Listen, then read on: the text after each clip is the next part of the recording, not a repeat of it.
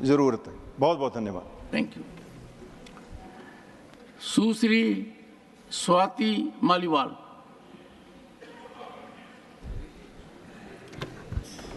Thank you, Chairman Sir, for giving me an opportunity to speak on such an important issue. Sir, पिछले 7 दिनों में दिल्ली देश की राजधानी में यूपीएससी की तैयारी करते हुए कई छात्रों की मौत हुई है। 4 छात्रों की मौत हुई है और मैं ये मानती हूँ कि ये मौत नहीं है, हत्या है।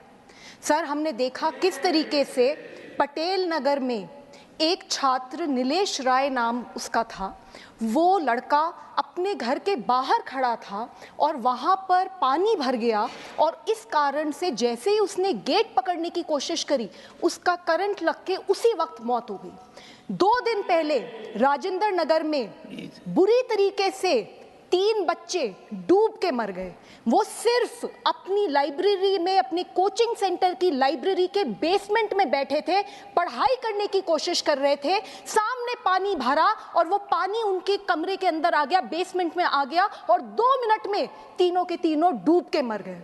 सर, मैं कल वहाँ गई थी और मैंने उन परिवारों से मैं मिली, उन 2 लड़कियों के परिवारों से मिली जिनकी जान गई है।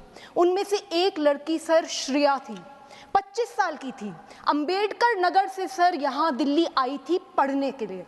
उसके पिताजी किसान हैं, उन्होंने बहुत संघर्ष कर उसको दिल्ली भेजा था। उनका एक ही सपना था कि मेरी बेटी आईएएस अफसर बनेगी, मेरी बेटी इस देश का नाम रोशन करेगी। सर, हम देखते हैं कि किस तरीके से इस देश में ऐसी बहुत बेटियां हैं जिनको ये सहूलियत नहीं मिल पाती, जो अपने सपने नहीं पूरे कर पाती। ये किसान परिवार अपनी बेटी को इतनी दूर दिल्ली एक सपने के साथ भेजता है और वो सपना डूब गया। इसी तरीके से तान्या जो 21 साल की थी, नवीन भी जो केरला से था, तान्या सिकंदराबाद से थी। सर, दोनों के दोनों डूब गए। कौन जिम्मेदार है? सर, आज दिल्ली देश की राजधानी में पूरे देश से, अलग अलग कोनों से गरीब परिवारों से सर लोग आते हैं, बच्चे आते हैं यहाँ पर आईएएस ऑफिसर बनने का सपना देखकर।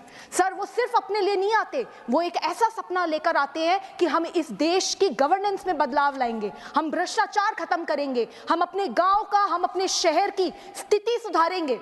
और सर, इन बच्चों के साथ ऐसा होता है, किसी की कोई जवाबदेही नहीं है। सर, हम ये देखते हैं, मैंने कल जाके देखा राजेंद्र नगर में हर दूसरे घर में इस तरीके का सेंटर खुला हुआ है, इलीगल सेंटर्स खुले हुए हैं।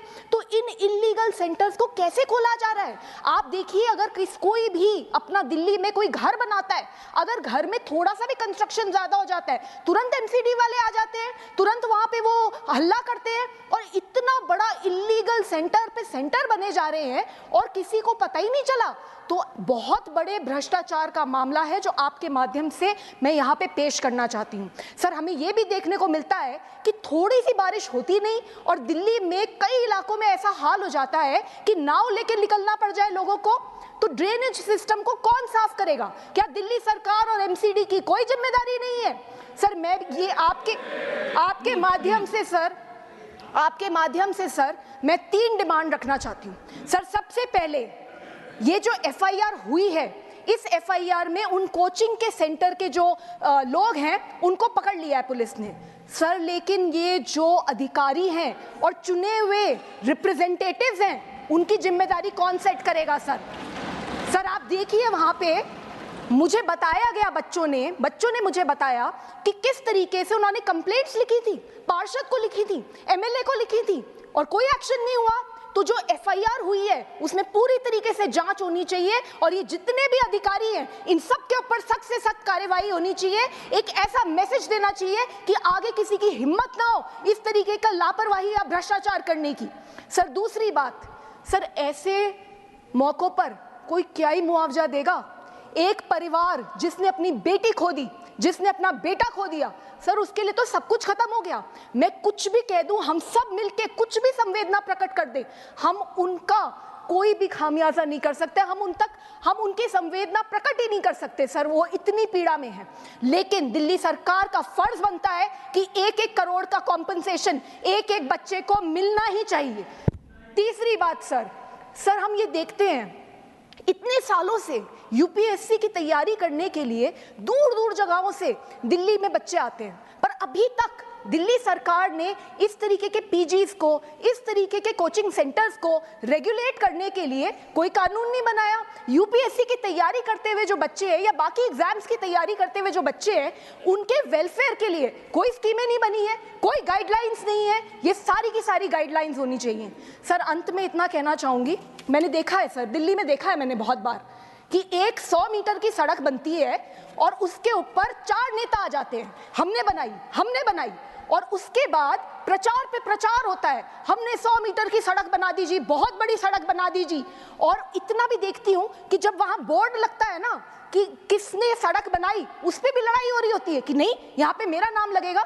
और जब उसी सड़क के ऊपर पानी भर जाता है लापरवाही के कारण से, भ्रष्टाचार के कारण से, तो सारे गायब हो जाते हैं, कोई दिख नहीं रहा।